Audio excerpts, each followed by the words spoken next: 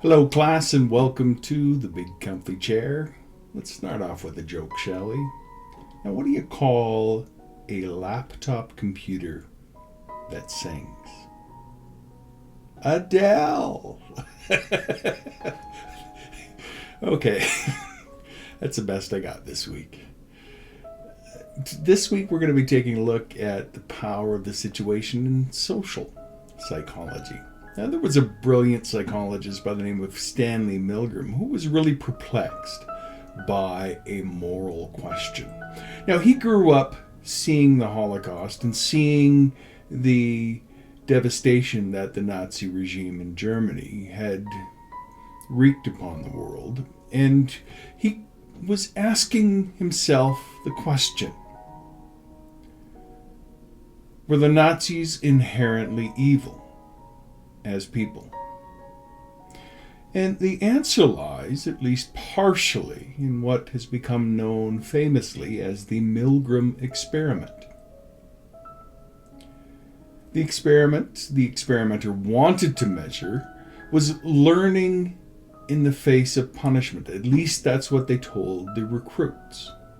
Now, this is an example of a little bit of deception in research. Now, a draw was divided where the subjects were divided into learners and teachers, but the draw was rigged. All of the volunteers were actually allocated as teachers, while the hired actors, the cohorts, the Confederates, were the learners. And as the test progressed, the subjects were supposed to administer electric shocks of increasing magnitude for each wrong answer by the Confederate. Now, there were no actual shocks administered, but the subjects that volunteered for this experiment didn't know that at the time. Now, as you may guess, that was not the experiment, what the experiment was really about. The experiment was actually about obedience to authority. What Professor Milgram wanted to know was how far would the ordinary, moral, law-abiding American go in administering the shocks. And the results surprised everyone. Even though nobody held a gun to any of the volunteers' heads, almost everyone went on to administer deadly shocks. In fact, over 65% of the participants were administered the final and deadly 450-volt shock in the face of feigned screaming and begging on the parts of the actors. All the experiment did was to pose an authority figure in a white lab coat and gave prods such as, "Please continue," and the experiment requires that you must continue. The experiment has been replicated in many cultures with the central finding intact. People, in large numbers, obey authority figures and even perform acts that conflict with their own personal conscience. The experiment has really powerful implications for politics, for the military.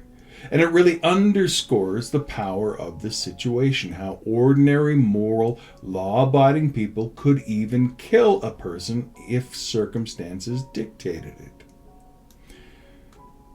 And inspired by Milgram and many of his critics, other researchers have gone on to look at real-world settings of the power of the situation.